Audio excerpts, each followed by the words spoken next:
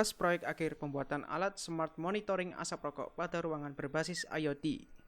Alat ini dibuat dengan latar belakang yaitu masih banyaknya orang yang merokok pada ruangan yang tidak diperbolehkan atau dilarang untuk merokok. Sebagian besar komponen dan alat yang digunakan berasal dari starter kit dari Indobot. Yang pertama menggunakan microcontroller Wemos D1R1, lalu sensor DHT11 untuk mendeteksi suhu dan kelembapan, lalu ada OLED 64x128 pixel, lalu ada juga buzzer sebagai indikator, relay 220 volt, kipas angin, dan yang terakhir adalah sensor MQ135 untuk mendeteksi asap rokok. Proses pembuatan alat dimulai dengan menaruh microcontroller Wemos dengan PCB. Untuk PCB-nya ukuran dan port yang digunakan sesuai dengan kebutuhan. PCB ini dipotong menggunakan gerenda atau dapat menggunakan alat lainnya.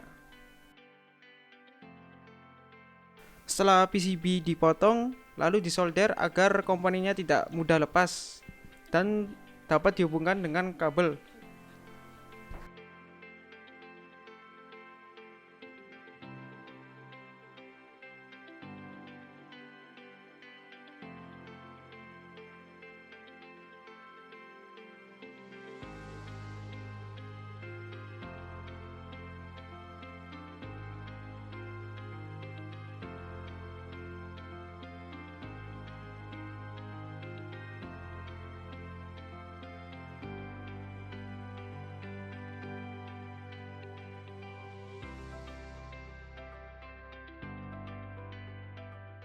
Untuk alatnya menggunakan tempat bekas makanan, dilubangi menggunakan solder atau bor. Setelah itu, komponen dan sensornya diletakkan pada alat prototipe menggunakan baut agar kuat dan tidak mudah lepas.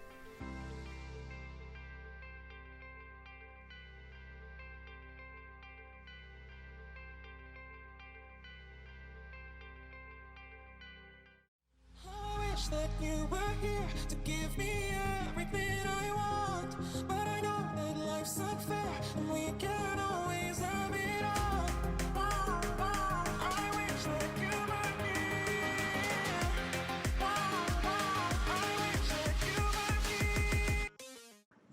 Oke, selanjutnya program Arduino-nya diupload ke Wemos D1R1 menggunakan kabel USB. Untuk boardnya Lolin Wemos D1R1 dan COM-nya 10. Langsung saja. Dalam program ini terdapat program untuk mengkoneksikan ke platform IT Blink dan juga TeamSpeak. Lalu terdapat juga sistem kontrolnya, di mana kondisi tertentu indikatornya akan menyala.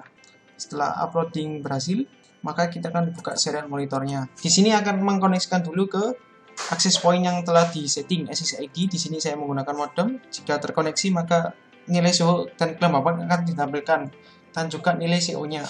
Dapat dilihat untuk monitoring menggunakan platform Blink. Di sini nilai suhunya sama seperti dengan serial monitor 28 derajat, 95% dan nilai ppm CO-nya satuan ppm 3,10. Di mana nilainya akan ditampilkan suhu 17 Desember hari ini dan kelembapannya dan nilai CO-nya. Mungkin kelebihan dari kelompok kita sendiri adalah mirroring ini yang dimana semua perangkat akan dapat termonitoring semua alat dari teman kelompok.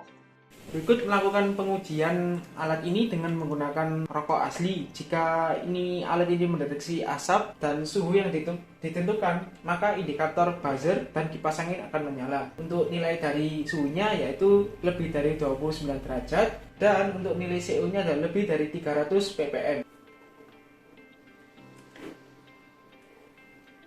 Ya, di sini nilainya meningkat.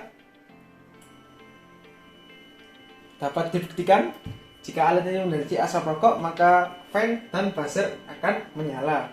Lalu dalam pembuatan alat ini terdapat kekurangan, yaitu dengan sistem kontrol yang biasa atau standar ini terdapat delay.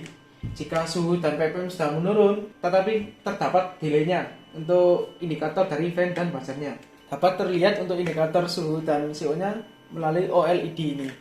Ya, di saat nilai ppm dan suhu sudah menurun, maka sebentar lagi indikator fan dan buzzernya juga akan mati.